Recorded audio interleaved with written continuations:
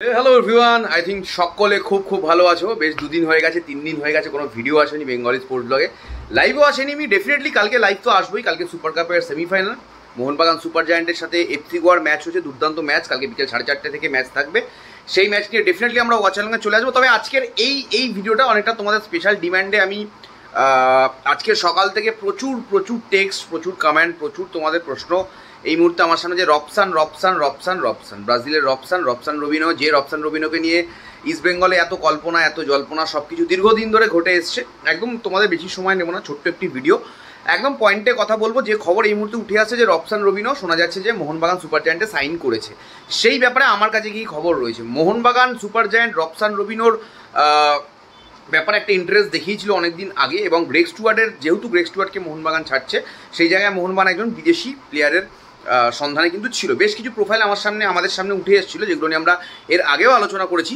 তবে আমি সিরিয়াসলি বলছি, রবসানের প্রতি মোহনবাগানের ইন্টারেস্ট, যেটা আমরা কিন্তু সিজনের শুরুতেও বলেছি, যে ইস্টবেঙ্গলের সাথে ব্যাপারটা ঠিক কীরকম ছিল রবসানের। যেহেতু ইস্টবেঙ্গল আগের বারে মানে যে উইন্ডোটা গেল, সেইখানে ইস্টবেঙ্গল সাইন করাতে চেয়েছিল, তারপরে পারেনি।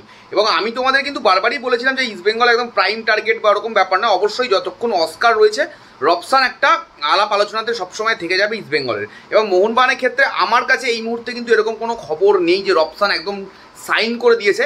তবে ডেফিনেটলি আমি যতটুকু শুনেছিলাম, লাস্ট রবসানের সাথে মোহনবাগান একটা কানেকশন করেছে, রবসানের সাথে একটা মোহনবাগান একটা কথাবার্তা বলার চেষ্টা করেছে। জানি না, এটা এই মুহূর্তে যেটা শুনতে পাচ্ছি যে সাইন করে দিয়েছে, অনেকে বলছে। আমি কিন্তু এরকম কোনো খবর শুনিনি যে রবসান সাইন করে দিয়েছে। ডেফিনেটলি পরবর্তীতে যদি এরকম কোনো খবর শুনতে পাই সাইন করে দিয়েছে, নিশ্চয়ই তোমাদের সাথে শেয়ার করার চেষ্টা করব।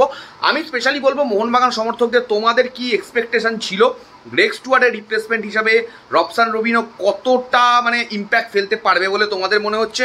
যদি এই সাইনিংটা কনফার্ম হয়ে যায় পরবর্তীকালে, অবশ্যই অফিসিয়াল অ্যানাউন্সমেন্টের জন্য আমাদের সবসময় অপেক্ষা করতে হয়, তাহলে কতটা তোমরা হ্যাপি হবে গ্রেগ স্টুয়ার্টকে রিপ্লেস করে যদি রবসান রবিনো আসে। এবং আমি যদি বলি ইস্টবেঙ্গল সমর্থকদের কথা বলি, ইস্টবেঙ্গল সমর্থকদের কোনো হতাশ হওয়ার কোনো ব্যাপার নেই। যদি রবসানের ডিলটা মোহনবাগান ক্র্যাক করে ফেলে, আর ইস্টবেঙ্গলের দিকে যদি অপশান না আসে, সেটা যদি মানে একদম কনফার্ম হয়ে যায়, তোমাদের হতাশ হওয়ার কোনো কারণ নেই। কারণ ইস্টবেঙ্গল বেশ কিছু ভালো বিদেশি প্লেয়ারদের সাথে, যারা অলরেডি ইন্ডিয়ান সুপার লিগ খেলেছে, আর যারা ইন্ডিয়ান সুপার লিগে এর আগে খেলেনি, এরকম 3-4টে প্লেয়ারের সাথে already they are doing negotiations, বা তাদেরকে অফার করেছে, যেগুলো নিয়ে পরবর্তীতে অন্য ভিডিওতে আমরা আলোচনা করবো। Thank you so much.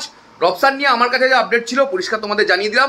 কালকে দেখা হচ্ছে বিকেলবেলা 4টে থেকে লাইভে চলে আসবো মোহনবাগান সুপার জায়ান্ট বনাম এফসি গোয়া ম্যাচ সুপার কাপের সেমিফাইনালে। চলো এখনের মতো সকলকে গুড নাইট, টাটা। এবং যারা এখন চ্যানেলটাকে সাবস্ক্রাইব করনি, সাবস্ক্রাইব করে দিও। চলো টাটা।